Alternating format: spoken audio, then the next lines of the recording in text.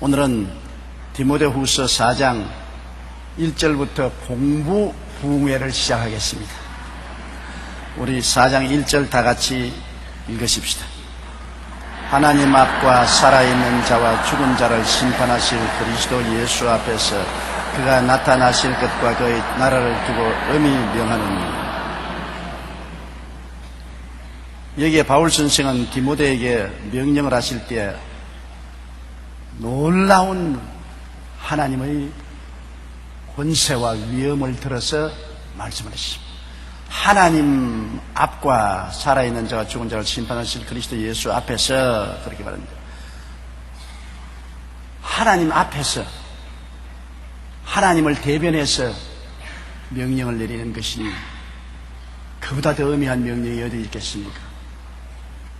대통령께서 하신 말씀을 직접 대통령이 하시지 않으시고 대변자가 나와서 기자들에게 말을 전하는 것처럼 바울 선생은 하나님을 대표해서 하나님의 성령을 힘입어서 디모데에게 명령하는 것이니 그 명령이 가벼운 명령이 아니라 바울 선생이 하는 명령이 아니라 하나님이 바울 선생을 통해서 하는 명령이다. 하나님 앞에서 대행하는 명령이라는 것입니다. 그리고 살아있는 자와 죽은 자를 심판하실 그리스도 예수 앞에서 예수님은 산 자와 죽은 자를 심판하십니다. 언제 하느냐? 그리스도의 재림하실 때 심판하는 것입니다. 사람들은 생각하기를 이 세상에 악이 이렇게 성행하는데 왜 하나님이 가만히 보고 계시느냐 그렇게 묻는 사람이 많습니다. 예를 들어 말하면 9.11 사태 미국 상둥이 빌딩이 무너져서 수많은 사람이 죽었는데 왜 그것을 하나님은 막지 않았느냐? 그 테러 집단들이 비행기를 납치해서 그 상둥이 빌딩에 출몰하는 것을 막을 수가 없었더냐? 왜 살인 강도가 무고한 시민을 붙잡아서 죽이는데도 하나님은 보고 계시느냐? 그런 질문을 하는 것입니다. 하나님께 책임을 돌립니다. 실상은 하나님이 책임질 일이 아닌 것입니다. 왜냐하면 하늘은 하나님께서 하고 땅은 인생에게 주었습니다. 이 땅을 하나님이 일정 기간에 주었습니다. 아담과 하와에게 일정 동안 이 땅을 주었는데 아담과 하와가 마귀에게 이것을 넘겨주었기 때문에 아담과 하와가 마귀와 짝을 지어서 이 세상을 악하게 지배하는 것입니다. 테러가 일어나고 살인가 일어나고 강간이 일어나고 흉악한 일들이 일어나는 것은 하나님이 그렇게 하는 것도 아니요 하나님이 못 돌봐 주어서 그런 것이 아닙니다. 하나님의 때가 오지 않았었습니다. 지금은 악한 자의 때인 것입니다. 온 세상은 악한 자에게 소유했기 때문에 악한 자들이 다스리는 때가 와 있기 때문에 하나님이 다스리는 때가 아닙니다. 하나님은 오직 이 땅에서 십자가의 보혈을 통해서 3대 재앙인 영혼의 죄악을 용서하시고 병을 고치시고 저주에서 해방시키는 일을 하시되 주님은 이 땅을 지배하는 역사는 재림하실 때 하시는 것입니다. 이 땅을 완전히 접수하실 때는 주님이 재림하실 때 접수하셔서 마귀와 모든 악을 다 멸하고 사망과 음부를 불과 요항으로 타는 못에 던져버리는 것입니다. 때가 오직이지 않았습니다. 지금은 마귀의 때인 것입니다. 악한 자의 때인 것입니다.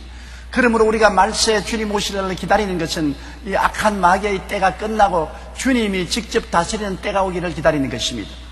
지금 주님이 직접 다스리는 때가 아닌데 일어난 일들을 자꾸 주님께 책임지면 어떻게 하는 것입니까? 지금은 악한 마귀가 악한 사람들과 더불어서 이 세상에 악을 가져오기 때문에 하나님과는 무관한 것입니다.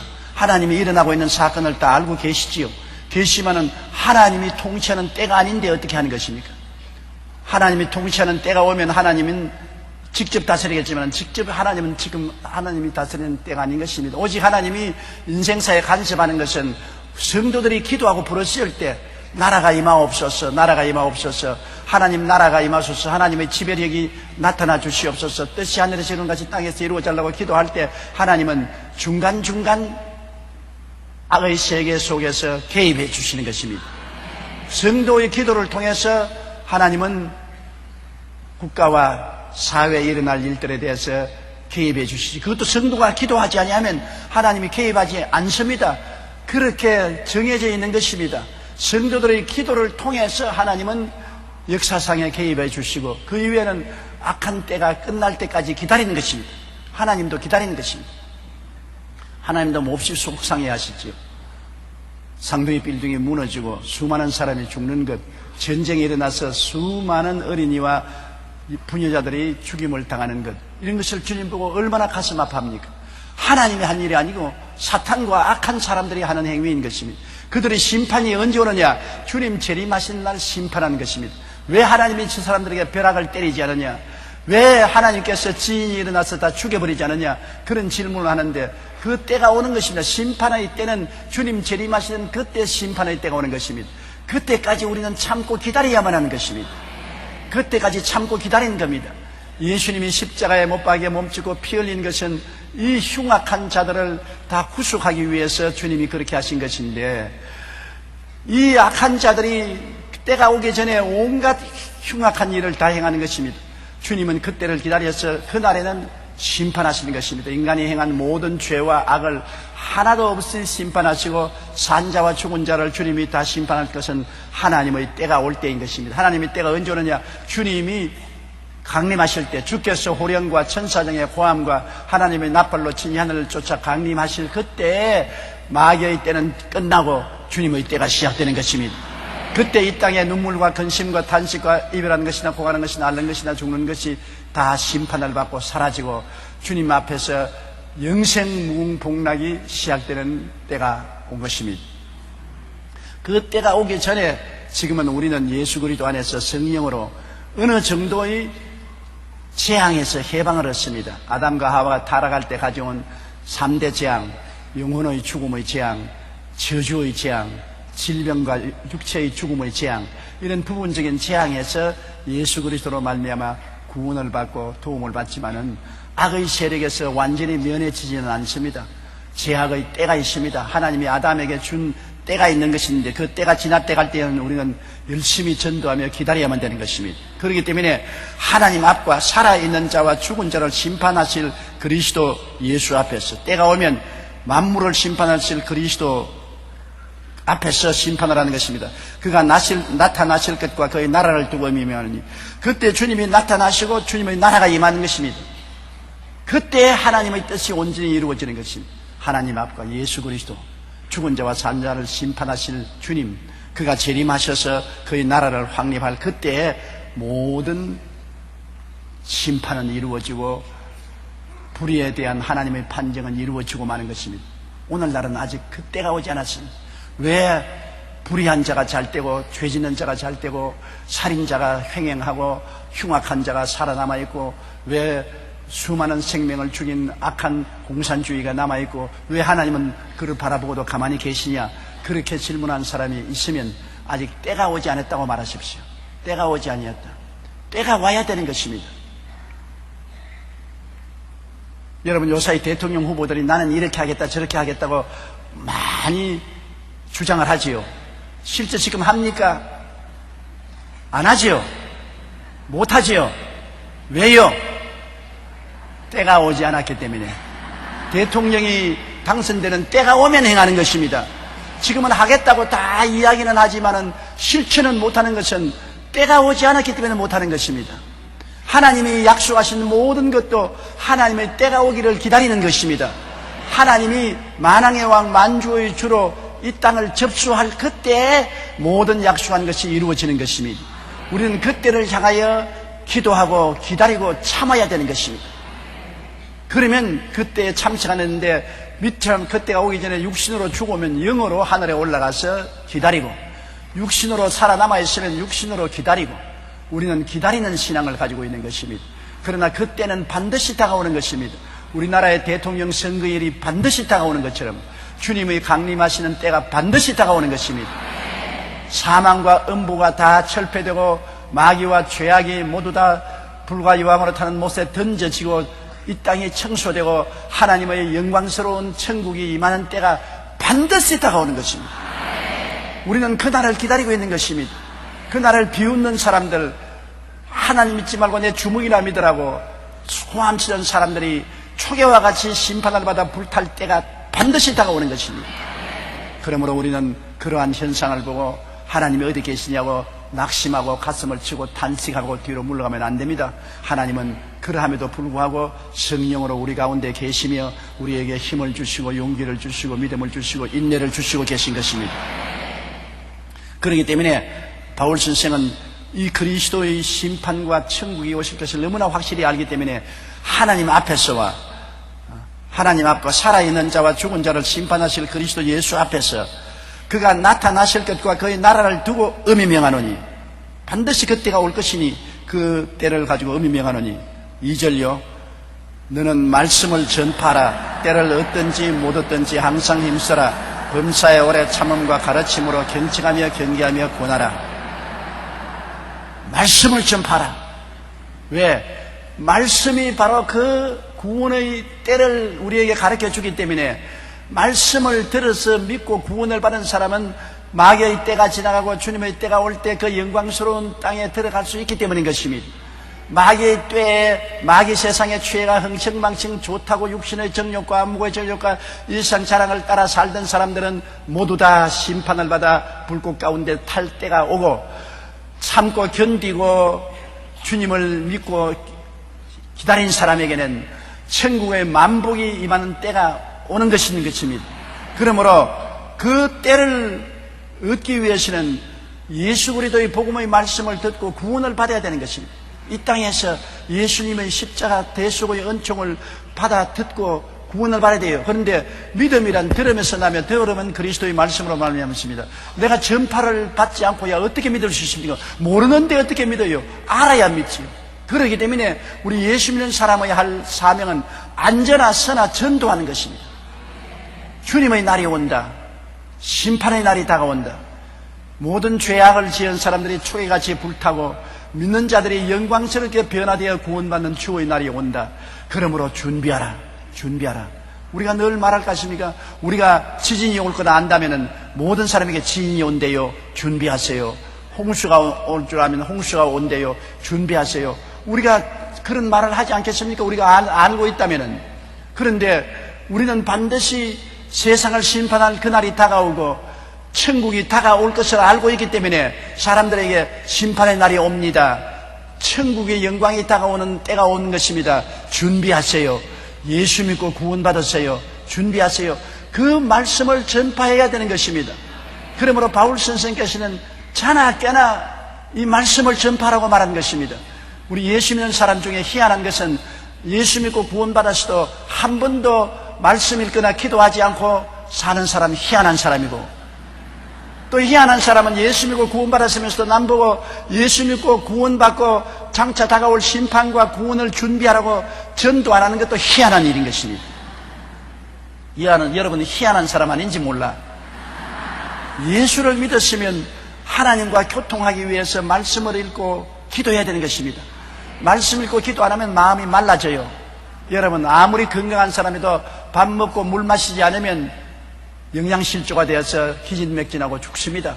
아무리 열심히 교회 왔다 갔다 형식적으로 하더라도 말씀을 읽고 기도하지 아니하면 영혼이 말라 죽습니다. 영양실조가 걸리는 것입니다.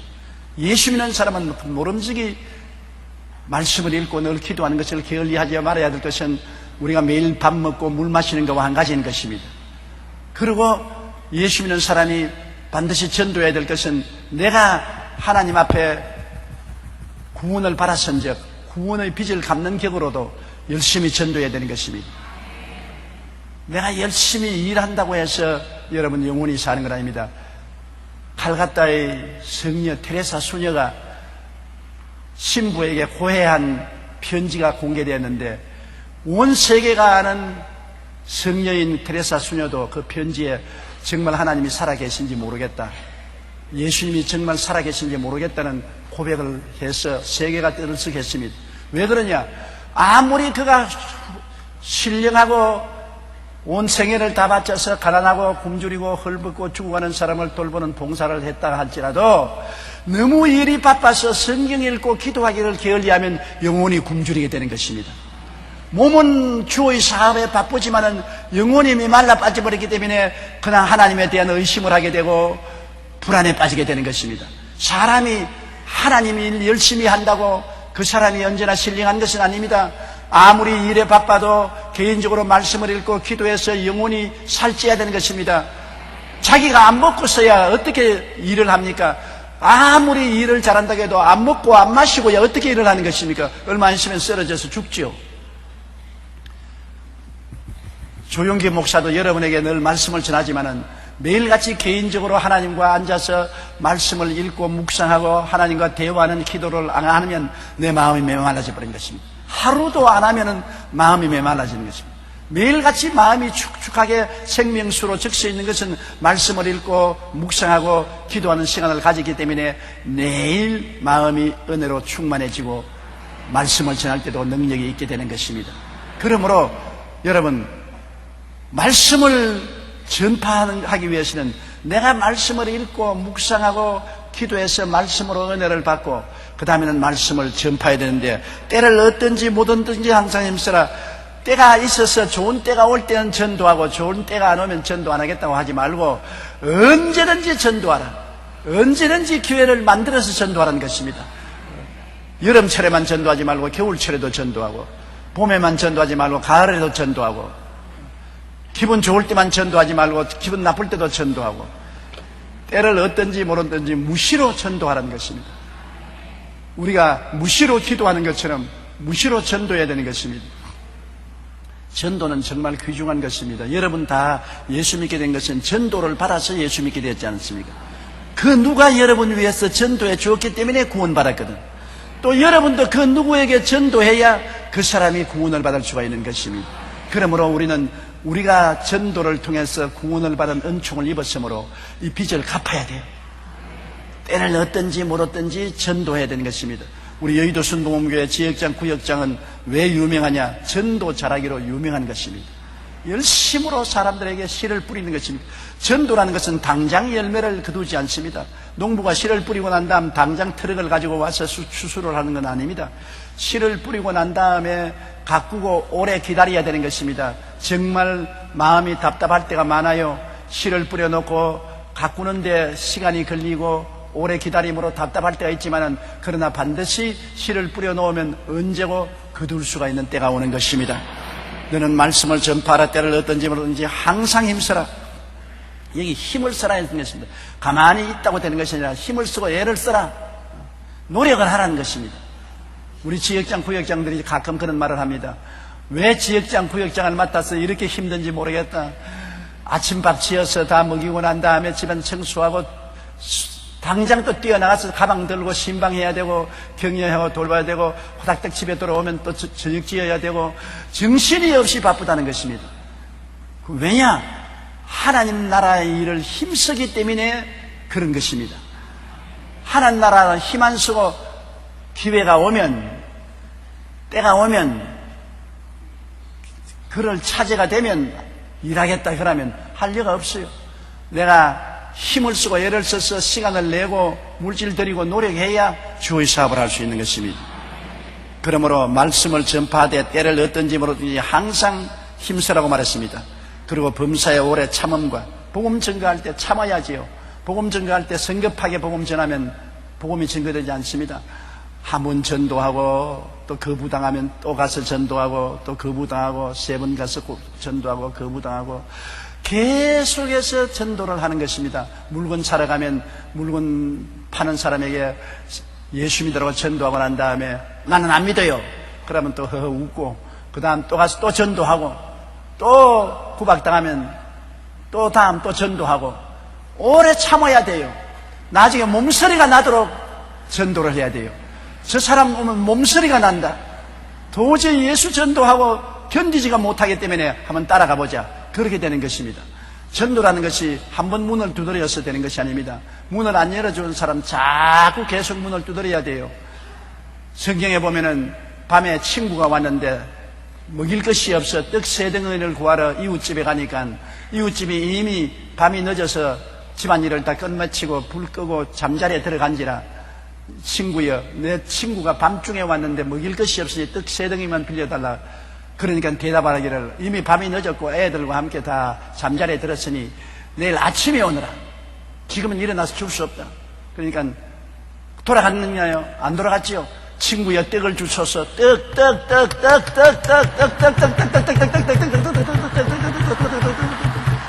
계속해서 그렇게 두드립니다. 그러니까 안에 있으니까 잠을 잘 수가 없어요. 차라리 떡 3덩어리 주고 자는 게 낫지. 내버려 놓으면 새벽까지 두드리겠단 말입니다. 그래서 일어나서 친구이기 때문에 주는 것이 아니라 시끄러워서 준다고. 그러면서 떡 3덩어리 주었다고 예수님께서 우리가 기도할 때도 그렇게 하라고 말하는 것입니다. 우리 주님 시끄러워서 견딜 수가 없을 정도로 주님께 매달리라는 것입니다. 기도를 여러분 한두 번만 하지 말고 매달려야 되는 것입니다. 왜냐하면 여러분의 기도를 방해하는 마귀가 있습니다. 억척같이 여러분의 기도를 방해하고 막습니다. 첩첩이 막고 있어요. 그 마귀의 진을 뚫고 들어가는 데는 여러분 계속적인 부르짖음과 기도가 필요한 것입니다. 그러므로 과부가 불의한 재판관에게 나가서 기도할 때 누가복음 18장에 있는 말씀대로 내 원수에 대한 원한을 갚아주소서. 내 원수에 대한 원한을 갚아주소서. 내 원수에 대한 원한을 갚아주소서. 아무리 해도 불의한 재판관이 거들떠 보이도 않습니다. 과부고 백도 없고 돈도 없고 아무 능력도 없는 사람에게 뭐 내가 돌봐주느냐. 나중에 말하기를 내가 이 여자의 간청을 들어주겠다. 왜냐하면 그렇지 않으면 밤낮 와서 나를 괴롭힘으로 견딜 수가 없다. 내가 괴로워서 견딜 수 없으니 갚아주겠다. 그리고 하나님 말씀하기를 이 불의한 재판관의 말한 것을 들으라. 하물며 하나님께서 그 밤낮 부르짖는 택하신 자들의 기도를 들어주지 않겠느냐. 그렇게 말씀하는 것입니다. 밤낮 부르짖어야 돼요. 여러분 기도의 제목을 가지고서 한두 번 기도하고 그만두면 안 돼요. 하루 종일 기도하고 밤새도록 기도하고 낮새도록 기도하고 일주일 내내 기도하고 한 달 내내 기도하고 필요하면 10년도 기도하고 20년도 30년도 기도해야 돼요. 부모의 구원을 위해서 30년 동안 기도해서 부모가 회개하고 나왔다는 이야기를 제가 종종 듣습니다. 조지 뮬러 목사님은 자기 친구의 구원을 위해서, 친구의 아들의 구원을 위해서 50년 기도를 했죠. 죽는 날까지 그 아들이 돌아오지 않았는데 뮬러 목사님의 장례식에 그 아들이 참여했다가 관이 내려가는 것을 보고 그 자리에 꿇어 엎드려 회개하고 구원을 받았단 말이 있습니다. 죽고 난 다음에라도 응답이 와요. 오늘날 하나님 앞에 기도하고 응답받지 못하는 이유는 근질긴 기도를 하지 않기 때문에 그런 것입니다. 너무나 게을러 빠져가지고서 쉽게만 하려고 수능 공부하는 학생처럼 근질기게 매달리고 몸부림치고 일어나고 또 일어나고 또 일어나서 부르짖으면 하늘문이 열리게 되어 있는 것입니다. 전도도 마찬가지인 것입니다. 근질기게 오래 인내력을 가지고 전도해야지. 당장 한 번 전도했다고 예수 믿고 구원 받겠습니다 그렇게 안 한다고 낙심하면 안 돼요. 그럴 사람 없어요. 끊임없이 전도해서 나중에 슬슬 얼음 녹듯이 녹는 것이지 한꺼번에 싹 녹아버리는 법은 없습니다. 그러므로 범사에 오래 참고 가르침으로 오래 참고 가르친다. 그리스도의 복음을 가르치는 것입니다. 안 믿는 사람은 처음부터 하나님의 심판과 천국에 강림하시는 기초로부터 가르치고 예수 그리스도의 십자가의 보혈로 말미암아 구원받은 오중복음과 삼중축복을 기초로부터 가르치려니까 난 뭐 가르칠 줄 모른다. 성경 창세기부터 가르치러 가지 너무 방대하기 때문에 몰라요. 어떤 사람 보고 당신 뭘 믿습니까? 그러니까 성경을 믿습니다. 성경 뭘 믿습니까? 목사님이 알지 나는 몰라요. 그러면 안 돼요. 우리 예수 믿는 사람들은 성경 전체를 축약하면 뭐라고요? 예수 그리스도를 풀이하면 뭐라고요? 오중복음과 삼중축복. 그렇죠.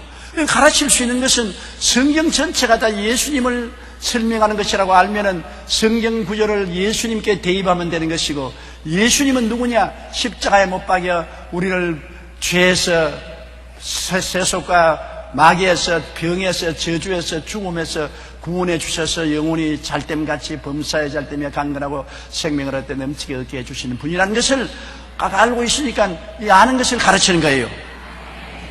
아무것도 모르면서 가르칠 수 있어요. 쥐뿔도 모르는데 뭘 가르쳐? 뭘 알아야지. 적어도 순복음 성도들은 오중복음과 삼중축복은 알고 있으므로 그걸 가지고 가르치면 돼요. 그걸 가지고 말씀을 가지고 가르쳐야 돼. 오래 참고 가르치고 또 경책한다. 경책한다는 것은 고쳐주는 것을 말합니다. 잘못하는 것을 고쳐주는 것 말입니다. 어린아이들이 글씨를 쓰는데 잘못 쓰지 않아요. 그러면 글씨를 고쳐주는 것입니다. 우리가 해방되고 난 다음에 제일 처음 한글을 배울 때는 그때는 한글이 없었습니다. 선생님이 나와서 칠판에 기록했는데 가갸, 거겨, 고교, 구교를 어떻게 가르치면 가이가, 거이거, 고이고, 구이구, 거이기 그렇게 가르쳤어요. 그래서 우리도 앉아서 가이가, 거이거, 고이고, 구이구, 거이기 왜 그렇게 가르치는지 모르겠어요. 선생님이 무식해서 몰라서 그런 것 같아요. 그리고 아야, 어여 그렇게 가서 글을 쓰는데 얼마나 글자가 어려운지 그걸 선생님이 가르쳐 주었어요. 이와 같이 초등학교 학생들이 글을 적을 때 삐뚤게 적고 철자법이 틀리는 것을 가르치는 것처럼 신앙도 가르쳐 줘야 되는 것입니다. 신앙도 어떻게 성경을 읽을지 모르지요. 처음부터 창세기부터 읽으면은 흰 것은 글이요 까만 것은 흰 것은 종이요 까만 것은 글이니 모르겠다고 하고 마는 것입니다. 옛날에 불광동에서 무당 할머니에게 내가 성경 한 권 주었더니 일주일 만에 성경을 도로 가져와서 돌려주면서 하나님이 잔소리가 너무 많아서 못 읽겠다고. 그거 참 맞은 말이에요. 무당에게는 전부 잔소리로 들리거든. 너무나 하나님이 잔소리가 많아서 못 읽겠다고. 나중에는 회개해서 그 아들이 목사까지 됐는데, 그러니까 처음부터 성경 한 권을 다 주면 읽어서 모르지 않습니까? 그러니까 처음 성경도 어떻게 읽으느냐, 마가복음이 제일 읽기가 좋거든. 마가복음은 주님의 역사, 행위, 기적에 대한 이야기가 많이 있기 때문에 마가복음을 먼저 주어서 마가복음을 읽고, 그 다음에는 마태복음 읽고, 그 다음 누가복음 읽고, 요한복음 읽고, 사도행전 읽고, 사복음서를 먼저 읽게 하고 난 다음에, 그 다음에 좀 복잡한 로마서도 읽고, 갈라디아서도 읽고, 서한을 읽게 만들어주고, 구약 성경은 그 다음에 읽게 하는 것이 좋습니다. 그것도 가르쳐야 돼. 처음부터 구약 성경을 가르치니까 이스라엘의 역사도 전혀 모르는데 까마가다고, 더구나 레위기에 보면 눈이 답답해요.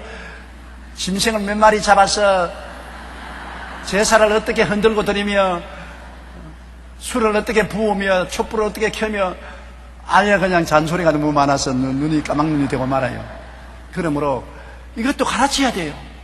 성경 읽는 것도 가르치고 기도도 가르쳐야 돼요. 처음에 기도를 할 줄 모르는 사람은 기도에 불을 붙이기 위해서 주기도문을 가르치는 것이 참 좋습니다. 불씨를 붙여야 불이 붙지 않습니까? 여러분도 기도하기 싫을 때는 주기도문을 외우는 게 제일 좋습니다. 주기도문을 한 20번이나 30번 외우면 그 다음 마음이 뜨끈뜨끈해져 가지고서 자기 기도가 나오기 시작해요. 자동차도 여러분 잘 세르모다를 돌리면은 윙윙윙 하고 자동차에 엔진이 걸리는 것처럼, 여러분 주기도문이 그 때문에 참 좋은 것은 기도가 안 나올 때 주기도문을 자꾸 하면은 그 다음 그것이 기도의 불이 붙어서 나중에 내 기도가 나오기 시작하는 것처럼, 처음으로 예수 믿는 사람 기도할 줄 몰랐는데 자꾸 기도하라 해도 기도가 안 되잖아요. 그럴 때는 주기도문을 가르치는 것입니다. 외우지 못하면 그걸 적어놓고 읽으라 그래요. 주기도문을 자꾸 읽으라고. 몇십 분이고 주기도문을 읽으라고. 그 다음 나중에 외워서 주기도문을 외우고, 그러다가 내가 하고 싶은 말이 있으면 하라 그럽니다. 그렇게 가르쳐야 돼요. 초보부터. 신앙은 초보부터 하나하나 가르쳐야지, 안 가르치고 자기 혼자서 길을 찾으려면 헤매게 되는 것입니다. 무엇인지 먼저 깨달은 사람에게 배우면은 빨리 길을 찾지만은 내가 길을 찾아서 만들려면 허덕이는 것입니다. 오늘날 산업화 사회에 그러므로 산업 스파이들이 많습니다. 남의 회사에 물건 만드는 방법을 스파이가 들어가서 배우면 연구 개발한다고 돈 쓰고 시간 들인 노력 없이 공짜로 그냥 당장 그 물건 만들 수 있으니까 요사이 산업 스파이들이 굉장히 많아요. 더구나 중국에서 한국 기업 들어와서 산업 스파이들이 한국 기업에 개발한 신제품을 알아내려고 노력을 많이 하는 것입니다. 왜냐하면 노하우, 어떻게 만드는지 알면은 시간도 절약하고 노력도 전략하고 투자도 전략할 수 있기 때문인 것입니다. 우리 신앙은 꼭 배워야 돼요. 내가 혼자서 예수 믿고 혼자서 성경 공부하겠다고 하다가는 잘못될 때가 많은 것입니다. 그리고 알고 확신하기 위해서는 배워야 돼요. 배우는 것이 굉장히 좋습니다. 이러므로 경책한다는 것은 바로 잘못한 것을 고쳐주는 것을 말하는 것입니다. 성경 읽는 것도 경책해주고, 기도하는 것도 경책해주고, 신앙생활하는 것도 잘못 신앙생활하면 고쳐주는 것입니다. 주일날은 교회 꼭 나오라고 경책하고, 11조 꼭 드리라고 경책하고, 꼭 기도하라고 경책하고, 이와 같이 고쳐주는 것을 경책이라고 말하는 것입니다. 그 다음엔 경계하며, 경계하는 것은 책망하는 것을 말합니다. 잘못하는 것을 음이 꾸짖어야 되는 것입니다. 잘못하는 것도 손바닥을 치놓으면 안 되는 것입니다. 아이고, 내 자식 잘한다, 잘한다. 자식 사랑한다고 해서 못하는 것도 다 잘한다고 해놓으면 나중에 할아버지 상투까지 잘라달라고 하는 그런 일이 생기는 것입니다. 한 어머니가 사형선고를 받은 어린 자식을 만나러 갔습니다. 철창에 있는 자식이 어머니 손을 좀 내달라 그래서 어머니 손을 만지고 싶은가 싶어서 손을 내주니까 손을 칵 깨물어서 손가락을 끊어버렸습니다. 어머니가 활짝활짝 뛰면서 피를 흘리고, 아이고, 너무 자식아, 사형받은 너를 위로하러 왔는데 어머니 손가락을 깨물어서 끊는 어린이니까, 어머니, 내가 어릴 때 이웃집에 가서 물건 훔쳐오면 칭찬해 주었지요. 안 들키고 잘 훔쳤다. 어떻게 안 들키고 남의 집에 가서 화장품도 훔쳐오고 돈도 훔쳐오고 옷까지도 훔쳐오느냐. 잘했다. 그랬죠. 어머니가 나를 꾸짖어 주었으면 내가 오늘 사형을 안 받을 것인데, 어머니가 경책을 해주지 않고 꾸짖지 않았기 때문에 나는 자랑으로 생각하고 바늘도둑이 소도둑이 되고 살인자가 되어서 오늘 죽게 된 것은 어머니가 나를 경계하지 않았기 때문에 그렇습니다. 맞았어요. 잘하는 것은 칭찬해 주지만 못하는 것은 경계해야 돼요. 꾸짖어야 돼요. 자식 교육에 칭찬 일변도로만 하면 안 되는 것입니다. 잘하는 것은 엄청나게 칭찬해 주고, 못하는 것은 경책해서 고쳐주고 경계해서 꾸짖어줘야 되는 것입니다. 그러므로 우리가 지역장, 구역장이 성도들을 볼 때 여러분 성도들을 경책해서 고쳐주고, 경계해서 잘못한 것은 책망해주고, 그 다음에는 구원하라고 말했습니다. 구원하라는 위로하라는 말인 것입니다. 우리 보혜사 성령님이 우리에게 오셔서 우리를 권고하시거든요. 우리를 격려하고 위로해 주는 것처럼 우리 또 신앙생활에는 격려하고 위로하는 것이 필요한 것입니다. 권위자가 필요해요. 우리에게 낙심하면 용기를 주고, 답답하면 희망을 주고, 힘을 주고, 능력을 주고 도와주는 이 권하는 역사가 필요한 것입니다. 언제나 지역장이나 구역장은, 지도자는 성도들에게 경책해서 고쳐주고, 경계해서 꾸짖어주고, 잘못한 것은 책망하고, 그리고 권고해서 위로하고 힘을 주는 일을 계속해야만 되는 것입니다. 주의 사역을 하는 사람은 다 공감대가 이루어져서 이 일을 해야 되는 것입니다. 고쳐주고, 꾸짖어주고, 권면해준다. 따라 말씀해서 고쳐주고, 꾸짖어주고, 위로해준다. 이것은 자식 교육도 똑같이 그렇게 해야 되고, 전도해서 초신자들도 똑같이 이렇게 고쳐주고 꾸짖어주고 위로해주는 일을 해야 신앙생활의 구석에 서게 만들어주는 것입니다. 셋째요, 때가 이르리니 사람이 바른 교훈을 받지 아니하며 귀가 가려워서 자기의 사욕을 따라 스승을 많이 주고. 때가 이르리니, 때가 언제 때입니까? 말세 타락한 때를 말하는 것입니다. 오늘날 이 말세 타락한 때가 아닙니까? 이 때가 이르리니 사람이 바른 교훈을 받지 아니하고, 바른 말을 싫어한, 사실은 교훈 받기를 좋아하는 사람 아무도 없어요. 남편이 아내 보고 바른 말하는 것도 굉장히 조심해야 돼요. 왜? 바른 말을 고분고분히 아내가 받아들이면 좋은데 반드시 변명합니다. 예를 들어 말하면, 당신 요사이 몸무게가 좀 늘어서 조금 절식하는 것이 좋겠어. 그러면 왜 몸무게가 늘는지 알아? 골치 아픈 일이 많고 속상한 일이 많아서 자꾸 퍼먹으니까 그렇지. 꼭 변명합니다. 꼭 변명해요. 남편 보고, 여보 당신 직장에서 그만두면 좀 빨리 집에 돌아와야지. 애들도 있고 자식들하고 펠로십도 좀 하는 게 좋지 않소. 빨리 오시오. 네가 직장에 가봤냐? 일을 마치고 난 다음에 얼마나 바쁜지 뒤처리하고, 그 다음에는 상사들과 내 부하들과 같이 회식도 해야 되고, 사람 바쁜 줄 모르고 무슨 잔소리야. 꼭 받아칩니다. 대꾸를 안 하고 교훈을 고분고분히 받아들일 수 있는 인격은 상당히 고상한 인격입니다. 그러므로 상당히 자기의 아내나 남편에게 교훈할 때 조심해야 돼요. 저같이 나이가 이제 72살이나 된 사람은 아내하고 근 40년 이상 살았기 때문에 좀처럼 교훈하지 않습니다. 본전 못 찾으니까. 본전 못 찾아요. 과거에 젊을 때 뭣도 모르고 교훈했다가 백발백중으로 반발을 당하고 습격을 당했기 때문에 아예 본전 못 찾을 바에야 안 하는 게 좋다고.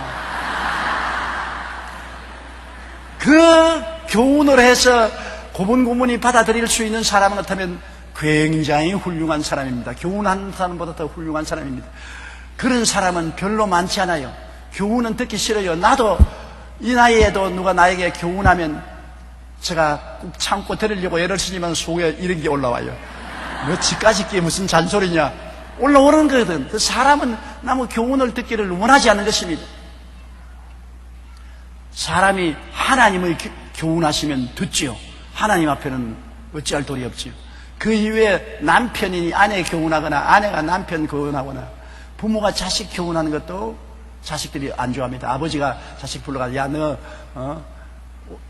빨리 집에 와서 공부 좀 하지. 동리에 돌아다니면서 애들하고 놀이방에 돌아다니고 왜 그러냐? 그러면 가만히 앉아있다가 일어나서 어딜 가냐? 당장 부부고 그래서 엄마 왜 일러 바쳤냐? 아니 자기 잘 때라고 교훈했는데 잘못했습니다. 회개하면 좋은데 꼭 엄마가 다 일러 바쳤지. 내가 다시 엄마에게 내가 말하는가 봐라. 말만 하면 아버지에게 다 일러 바쳐가지고 내가 혼나게 만든다. 회개를 안 하고 자꾸 남 탓을 합니다. 내 탓이요 할 수 있는 사람은 굉장히 훌륭한 사람인 것입니다. 내 탓이요는 안 합니다. 모두 다 남의 탓입니다. 내 환경 탓입니다. 그것이 다 어디에서 DNA를 받았느냐? 우리 조상 아담 하와로부터 받은 것입니다. 아담 보고 왜 선악과를 먹었느니까 당신이 만들어준 저 여자가 꿰물어 먹었나이다. 하나님과 여자에게 책임을 지었습니다. 하와 보고 네가 왜 선악과를 먹었냐? 뱀이 꿰물어 먹었습니다. 전부 다 남의 탓이 하나님 탓, 하와 탓, 뱀 탓, 나무 탓하고 자기 탓을 말하는 것입니다. 그때 아담이 내 탓입니다. 내가 죄를 지었습니다. 용서해 주셨으면 용서받았을 것입니다. 또 하와가 내가 잘못했습니다. 내가 남편 꾀했고 내가 유혹을 받았습니다. 내 죄입니다. 나를 심판해 주십시오 했으면 용서받았을 것입니다. 하나님은 변명하는 사람을 제일 미워하는 것입니다. 하나님은 깨어지는 사람을 좋아하지. 회개하고 깨어지면 널리 용서하거니와 남의 탓을 돌리고 변명하면 하나님은 아예 버리는 것입니다. 변명하지 말아야 돼요. 사울과 다윗이 뭐가 다릅니까? 사울은 하나님 명령을 불순종해서 아말렉을 쳐서 멸하라고 했는데 아말렉과 그 백성과 그 짐승들을 멸하라 했는데 멸하지 않고 왕을 사로잡고 짐승을 살찐 것을 잡아왔는데 하나님이 사무엘을 통해서 꾸짖었습니다. 왜 하나님이 멸하라는 아말렉의 아각왕을 잡아오고 살찐 짐승을 잡아오니까 변명을 했어요. 당신의 백성들이 하나님께 제사 드리기 위해서 살찐 짐승은 살려놓자고 해서 끌고 왔습니다. 변명을 했습니다. 무조건 하고 아이고 잘못했습니다. 욕심이 생겨서 그렇지 용서해 주십시오. 꿇어앉았으면 용서받았어요. 하나님은 늘 용서하는 것입니다. 만일 우리가 우리 죄를 자백하면 저는 밑붙이고 이루어서 우리 죄를 사하시며 모든 불의에서 우리를 깨끗게 해 주시는 것입니다. 변명을 했단 말입니다. 백성들에게 변명을 했었습니다. 그래서 하나님이 진노해서 하나님 말씀 듣는 것이 수양의 기름으로 죄 사드리는 것보다 낫다고 고통을 쳤습니다. 다윗은 사울보다 더 무서운 죄를 지었어요.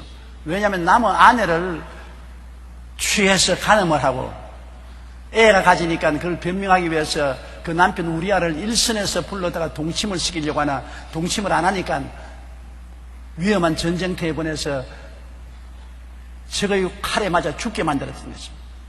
간음죄에다가 살인죄를 지었으니 엄청난 죄지요.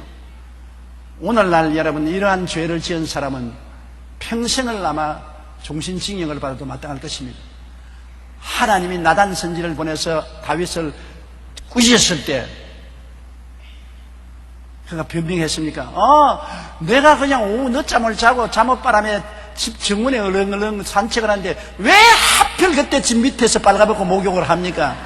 그 목욕만 안 했으면 내가 유혹을 한다고 그러는데 아름다운 몸매를 가지고 허연 살갗을 햇빛에 번쩍이면서 나를 유혹했기 때문에 내가 유혹을 받았지. 그 여자 책임이지 내 책임입니까? 그거 집에 오라 하면 안 오면 그뿐이지. 내가 뭐 강제로 잡아왔습니까? 오라 그러니까 왜 또 오기는 왜 왔습니까? 이렇게 변명을 했으면 다윗은 그 자리에서 하나님이 멸했을 것입니다. 당장 다윗은 그 보좌에서 무릎을 내려앉아 꿇어앉고 통곡을 하고 죄를 잡아겠습니다. 내가 죄를 지었습니다. 시편의 전편을 통해서 그는 자기의 잘못의 죄를 회개하는 시를 적어서 국민에게 반포했습니다. 회개했기 때문에 하나님은 즉시로 다윗을 용서해 준 것입니다. 보십시오. 변명하면 버림을 당하나 회개하면 용서를 받는 것입니다. 우리 조상 아담과 하와가 변명하지 않고 회개만 했더라면 놀라운 용서가 역사했을 것인데, 마귀는 절대로 우리를 회개시키지 않습니다. 마귀는 끝까지 우리에게 나무 탓을 하고 변명하게 만드는 것입니다. 그러나 성령은 오시면 언제나 우리를 회개시켜 주시는 것입니다. 잘못을 회개하고 하나님 앞에 무릎을 꿇어 굴복하도록 만들어주는 것입니다. 애가 잘못하면 어머니가 권유해서 아버지에게 빌어라, 아버지에게 빌어라 하는 것처럼 성령은 어머니와 같아서 우리에게 하나님께 빌어라, 예수 그리스도의 이름을 의지하고 하나님께 빌으라고 말씀하는 것입니다. 그래서 사람들이 때가 이르면 바른 교훈을 받지 아니한 교훈을 받지를 않습니다. 교훈하는 사람을 싫어하는 것입니다. 미워하고 교훈하는 사람을 경계하고 귀가 가려워서 자기의 사욕을 따르는 서성을 많이 든다. 귀가 가렵다는 것은, 여러분 귀가 가려울 때 어떻게 하는 것입니까? 솜방망이로 귀를 여러 개 파주면 너무나 기분 좋지 않아요? 귀가 가려울 때는 솜방망이로 여러 개 그늘인 것이지, 거기에다가 그냥 알코올로 싹 바르면 따끈따끈하지 않습니까? 싫거든. 알코올을 칠하는 건 싫으니까 솜방망이가 좋단 말입니다. 마지막 때는 교훈을 듣기 싫어하니까 자기 귀가 가려운데 자기가 듣고 싶은 말을 해주는 거짓 스승들을 많이 주는 것입니다. 가짜 스승들은 자기가 듣고 싶은 말을 하는 것입니다. 예수를 믿어도 주일날 교회 갈 필요 없이 집에서 그냥 가정 예배를 봐도 된다, 교회 안 가도 된다, 11조, 그거는 옛날에 구약시대 하던 소리고, 안 되려도 괜찮다, 11조 안 되려도 하나님께 복받고 살 수가 있다. 예수를 믿은 건 종교적인 것이고, 세상에 살기 위해서는 음란도 하고 방탕도 하고 도박도 하고 술 취해도 괜찮다, 적당히 믿어라, 요런 소리 하는 사람 좋아해가지고서 요런 사람 한 설교만 테이프를 갖다 놓고 요런 사람 설교를 듣고, 그 사람 하는 말이 예수 믿고 술 취해도 괜찮다 그러는데, 예수 믿고 방탕해도 괜찮다 그러는데, 예수 믿고 세상으로 살아도 괜찮다 그러는데, 뭐야?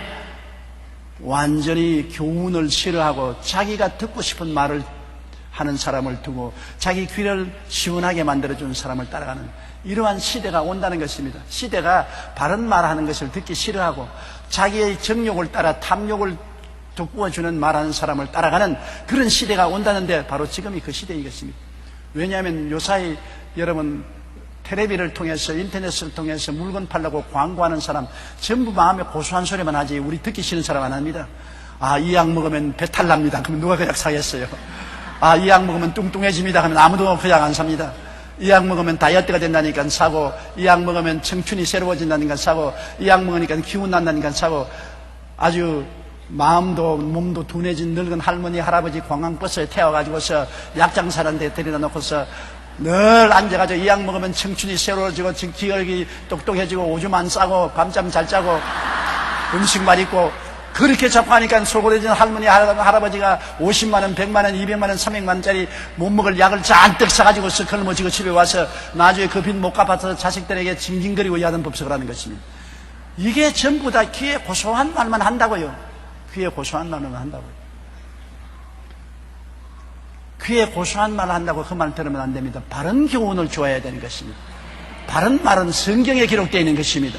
성경에 기록된 바른 말, 하나님의 성령이 가르치는 바른 말을 들어서 내 마음이 고통스럽더라도 고통이 나중에 약이 되어서 나를 좋게 만드는 것이지요.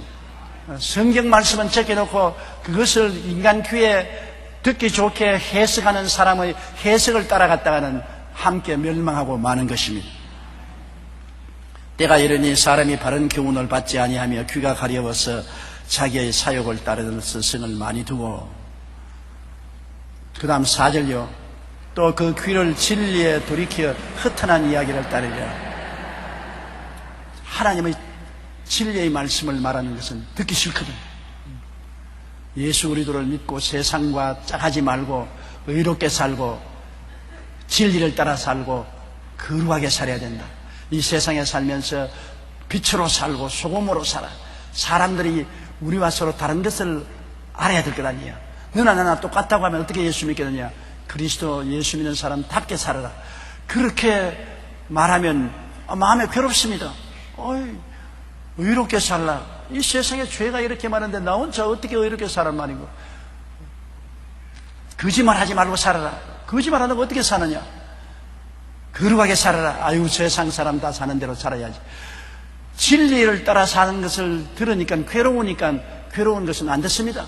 그러나 예수를 믿어도 적당히 믿으면 된다. 요새는 옛날과 달라서 세상에 불의하고도 친하고 거짓말도 해가면서 방탕한 생활을 같이 하면서라도 그냥 믿기만 하면 된다. 다른 거 행위는 없어도 좋으니 믿기만 하면 된다. 그냥 믿기만 해라. 그리고 살기는 마음대로 살아라. 그렇게 하니까 마음이 편하단 말입니다.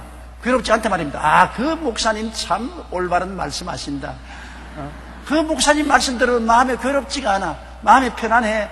그냥 믿기만 하고 살기는 마음대로 개떡차반으로 살아도 천당 간다 하니까 그 목사님 말대로 우리 신앙생활하자. 그는 거짓 선생입니다. 잘못된 것입니다. 물론 구원은 믿기만 하면 구원받지요. 구원받고 난 다음에는 올바르게 살아야 구원을 보존할 수 있는 것입니다. 하나님 백성답게 살아야지. 괴롭단 말입니다.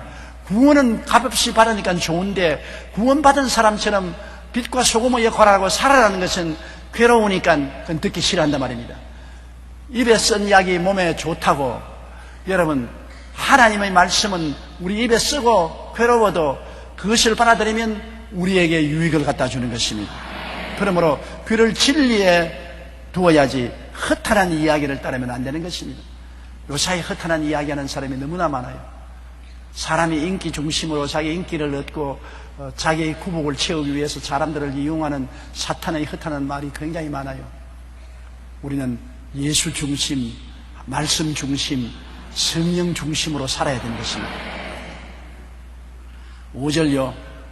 그러나 너는 모든 일에 신중하여 고난을 받으며 전도자의 일을 하며 내 직무를 다하라. 그러나 너는 모든 일에, 삶의 모든 일에, 개인적인 신앙생활이나 사회적인 일이나 목회나 모든 일에 신중하라. 사람이 가볍게 행하지 말고 무겁게 행하라. 신중하게 행하라. 말 한마디도 깊이 생각해보고 행하고, 결정 하나도 깊이 생각하고 결정하고, 행동 하나도 무게 있게 행동하라. 사람이 말을 앞세우면 언제나 후회하게 돼요. 신중하게 생각하지 않고 말을 해버리고 행동하고 하면 나중에 크게 후회하게 되는 것입니다. 모든 일에 한 번 생각해보고 또 기도하고 두 번 생각해보고 또 기도하고 세 번 생각해보고 생각해보는 것이 좋습니다. 저는 신중하게 말을 안 해서 후회한 적이 많습니다. 젊은 애들에게 너에게 와서 도움을 청할 때 네가 공부를 열심히 하면 내가 너희 나중에 대학 가고 공부할 때 장학금 대주겠다. 열심히 교회 나오고 헌신하고 충성해라. 그런데 진짜로 열심히 공부하고 헌신하고 충성해서 나중에 대학 들어가서 등록금 내놔라고 왔습니다. 아유, 내가 그냥 그 말 안 했으면 그 책임을 안 질 것인데 그 말을 했기 때문에 등록금을 내줬어요. 고생 많이 했습니다. 그때 몇 번이나 내가 말을 앞세웠기 때문에 이런 책임을 짊어지구나 후회를 했지요. 사람들이 신중하지 못한 말을 하거나 판단을 하고 약속을 하면은 그 때문에 나중에 큰 고난을 겪게 되는 것입니다. 우리가 하나님 사업에도 신중하게 모든 일을 결정해야 되고 고난을 받아라. 주님 사업하는데 고난 안 받을 도리가 없습니다. 사람들에게 구박당하고 핍박당하고 혹은 멸시와 천대도 당하는데 그런 것 없이 다 칭찬받으려면 주의 사업 못하지요. 주의 사업한다고 오해도 받고 또 손해도 많지요. 새로운 신자 주께로 인도하고 난 다음에 안 올라는 사람을 주일날 데리고 오려면 어떤 데는 택시비 내줘야 되고 밥 사줘야 되고 온갖 시련을 다 겪고 고생을 해야 되는 것입니다. 고난을 받게 돼 있어요. 그런데 이 세상에 사는 것이 고생입니다. 고해라 하지 않습니까? 인간은 이 세상에 태어나서 사는 것이 불티가 하늘로 올라가는 것 같이 고생을 위해서 태어난 것입니다. 인생살이에 고생 없는 것은 하나도 없는 것입니다. 전부 편안하다는 것은 거짓말인 것입니다. 편한 그 자체도 고생인 것입니다. 하루 종일 아무것도 안 하고 집에 들어 누워 있어 보십시오. 얼마나 고생스러운지. 못할 짓인 것입니다. 그러므로 인생은 이 땅에 사는 동안에는 고생하게 되어 있는데 더구나 주의 사업을 힘쓰고 애쓰고 하면 고난받게 되어 있어요. 많은 사람들이 생각하기를 아이고 조영기 목사는 큰 교회 목회를 하니까 고생이 없겠지. 개척교회 할 때 언제나 교인들도 잘 오지 아니하고 핍박도 받고 경제적인 고통도 당하고 괴로운데 큰 교회를 목회하고 교인들이 구름대같이 모여오고 재정도 풍부하고 하니 고생 안 하겠지. 개척교회는 아무것도 아닙니다. 큰 교회를 가지고 교회 헌금도 많이 들어오면 책임도 많아지고 달라는 사람이 얼마나 많은지 말도 못해. 여러분, 내가 없으면 달라는 사람은 없지만은 있으면 달라는 사람이 얼마나 많은데 우리 교회는 전 세계에서 다 달라 그럽니다. 한국에서만 달라는 게 아니라 온 세계에서 다 달라갑니다. 그리고 또 달라는데 적게 주면 온갖 욕을 다 퍼붓고 많이 주면 고맙다는 말 안 하고서 당연한 것으로 생각하고 얼마나 주는 처지에 있는 것도 괴로운지 모르는 것입니다. 아주 괴로워요. 그래서 제가 은퇴하고 하루속히 책임을 면하기를 간절히 사모하는 것은 이 무거운 짐 벗어버리고 말씀만 증거하면 얼마나 좋습니까? 강단에 서서 말씀만 증거하면 그냥 나비가 돼서 홀홀 나는 것이지요. 목회를 한다는 것은 말씀만 증거하는 것이 목회가 아닙니다.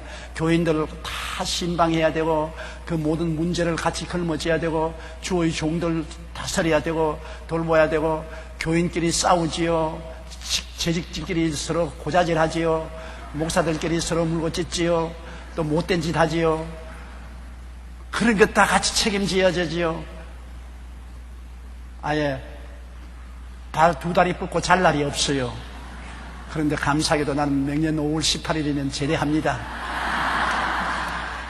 은퇴하고 나면 이런 짐은 후계자의 우리 이영훈 목사에게 다 맡겨버리고 저는 하나님이 힘 주시면 시간 나는 대로 여러분에게 설교만 하면 돼요. 기도하고 말씀만 전가하면 얼마나 행복하게 돼요. 여러분께서 앞으로 이영훈 목사 위해서 기도를 많이 해 주십시오. 이제 내 뒤를 이어서 목회하기가 굉장히 힘이 듭니다. 무엇을 해도 자꾸 나하고 비교하니까 나하고 비교가 안 되지요. 나는 50년을 목회한 사람이니까 경험이 노련하지만은 이영훈 목사는 내 밑에서 교회 학교부터 자란 청년 아닙니까? 지금은 작년이지만은 나하고 비교하면 안 되지요. 내 제자니까. 그러므로 열심히 자꾸 용서해주고 허물을 덮어주고 기도를 해줘야 되는 것입니다. 힘을 주어야 이 큰 교회를 이끌어 나갈 수 있게 되는 것입니다. 저도 있는 힘을 다해서 이영훈 목사 위해서 기도하고 밀어주고 힘을 보태줄 것입니다. 그래서 우리 여의도 순복음교회가 흔들림이 없이 굳건하게 복음을 전가하고 나가게 될 수 있을 것입니다.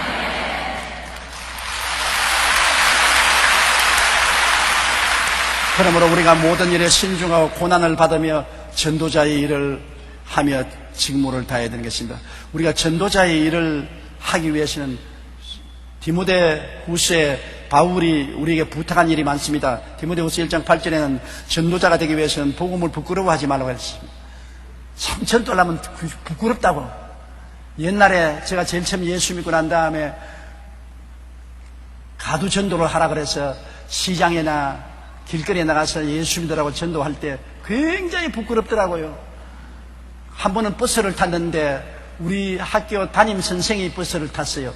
사람들 앞에서 담임 선생이 예수 믿으라고 전도를 하니까 담임 선생이 자꾸 피하는데 자꾸 따라가면서 전도를 하니까 버스가 되니까 그대로 내리더라고요. 그래서 따라 내리니까 막 달아나는데 있는 힘을 다해서 달아나더라고요. 왜냐하면 전도를 받는 것도 부끄러워 느끼고 전도하는 것도 부끄러워요. 그러나 전도하는 사람은 천국을 전하는 것으로 담대하고 부끄러워하지 말아야 되는 것입니다. 남에게 예수 믿고 천국 가자는 말하기가 굉장히 부끄럽습니다.